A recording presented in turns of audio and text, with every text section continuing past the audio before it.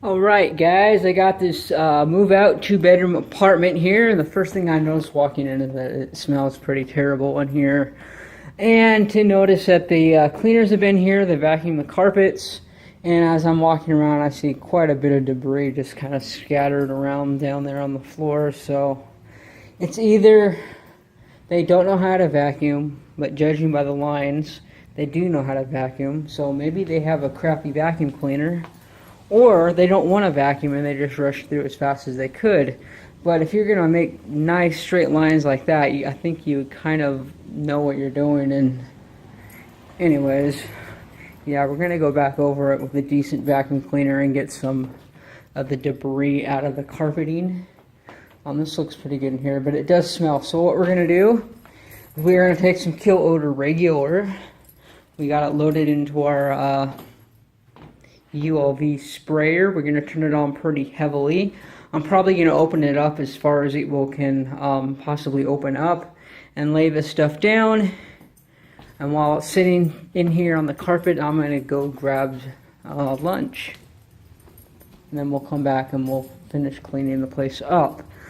First thing I'm going to do is I'm going to end cap it, or end cap style cleaning, and see what it looks like to see if we need to do a steam cleaning, because I don't see like any major stains. That's like the only stain I see. And I might try to use a red exit by ChemSpec to steam that out and see if it comes out. It's more of an orange. Maybe it just looks that way because it's red pink on brown, and it just kind of looks orangish. But anyways, we'll give that a shot and see what happens. Alright, I'm back in the front room, and I used the ULV fogger to put a light mist of everything all over the place, that kill odor regular. Very lightly misted all the walls and the carpeting and the floor, anywhere there might be odor. And I can tell you already that immediately I don't smell any of the nasty. Well, I do smell a little bit, but not nearly as what it was. So let's go grab something to eat and just kind of let this sit and dwell here in the meantime. So by the time we come back, we'll go ahead and start scrubbing the carpet. Or I'm sorry, we'll begin with phase 1 with a good pre-vacuum, and then we'll move on from there. We'll be doing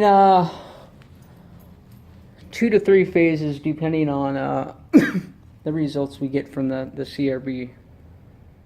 Alright, so we've just completed phase 1 with the pre-vacuum in here in this 2-bedroom apartment. And what we got here in a curry bag is probably about 35 to 40% of a bag. And it's well over a pound of just abrasive dirt and sand and grit and all that good fine stuff that a typical vacuum cleaner just has no absolute chance of pulling that stuff out. So that's why we go through here in phase 1 to get all that nasty stuff out of the carpeting.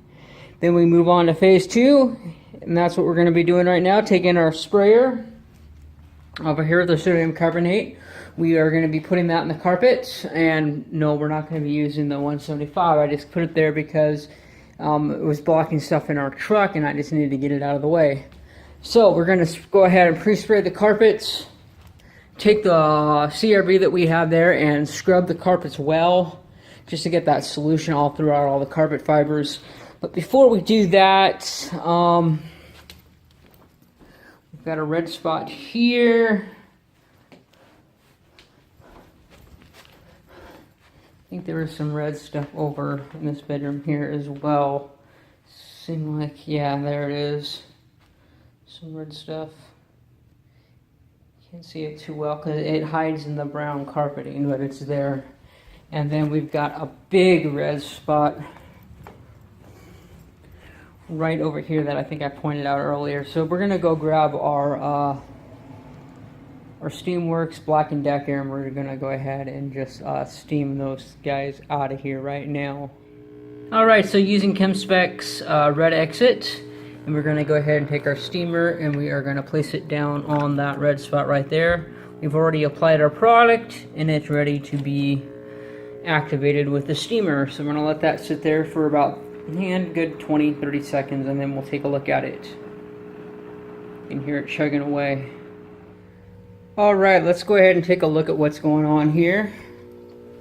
I'm going to remove the steam, and the spot is almost completely gone. There's a little bit of pinkish. It was down there for quite a while. I'm going to call that good. I don't think it's going to get any better than that.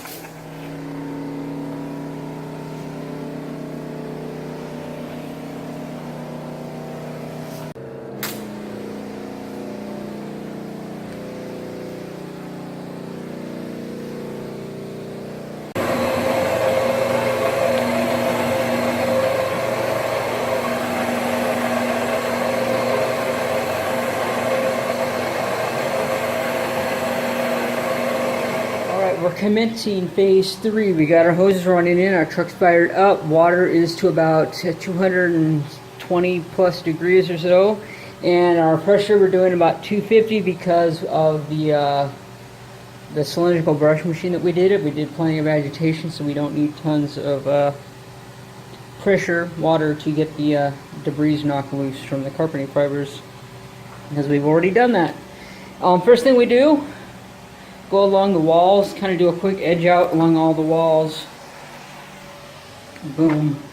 And then that allows us just to go back and forth. Pretty much. See if I can do this one-handed.